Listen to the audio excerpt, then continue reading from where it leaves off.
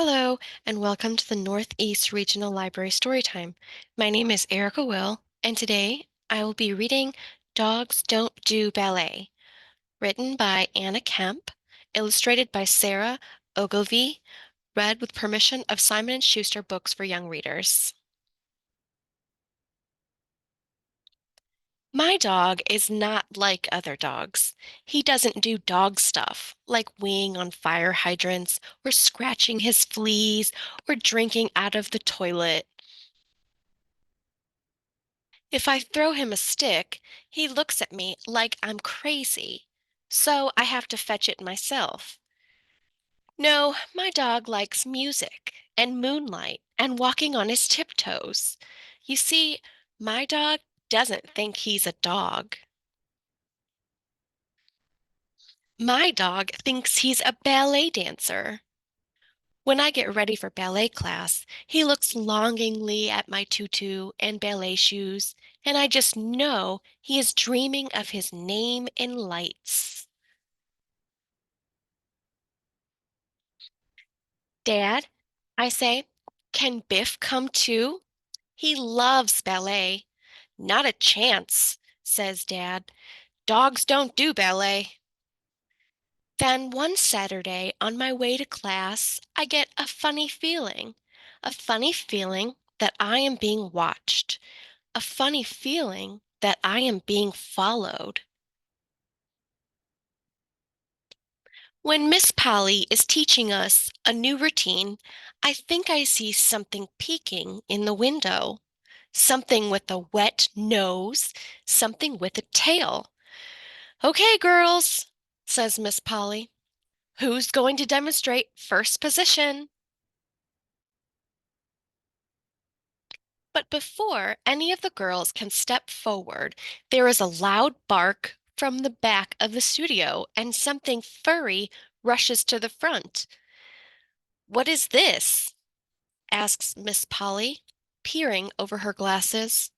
This, I say, is my dog. Well, take it away at once, says Miss Polly, wrinkling up her nose. Dogs don't do ballet. My poor dog stops wagging his tail, and his ears droop down at the ends. I take my dog home and give him a bowl of doggy donuts, but he won't touch them. He just stays in his house for days and days, and night he howls at the moon. For my birthday, I get tickets for the Royal Ballet. Can Biff come too? I ask Dad. He loves ballet. My dog pricks up his ears and wags his tail. No, says Dad. If I've told you once, I've told you 1,000 times. Dogs don't do ballet. As we wait for the bus, I think about my poor old dog on his own, howling at the moon. Then I get a funny feeling that I am being watched, a funny feeling that I am not alone. The ballet is magical. The orchestra plays as the prima ballerina dances and prances and twirls and whirls and skips and oh no, she trips! Disaster! Calamity! It's all over, I think. But somebody doesn't think it is over. No, somebody thinks it is just beginning. Somebody with big black eyes, somebody with pointy ears, somebody wearing my tutu. The audience gasps. It's a dog, someone shouts. Dogs don't do ballet. My dog turns bright red and looks at his feet. That's what I've always said, Dad mutters. But then the orchestra starts to play. And Biff dances like no dog has ever danced before. Plie, jeté, arabesque, pirouette. He is as light as a sugar puff, as pretty as a fairy. The audience can't believe it. Hooray! I shout, that's my dog.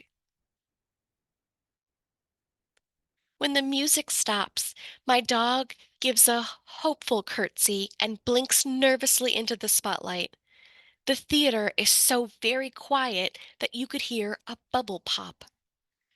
Then the lady in the front row stands up. It's a dog, she shouts.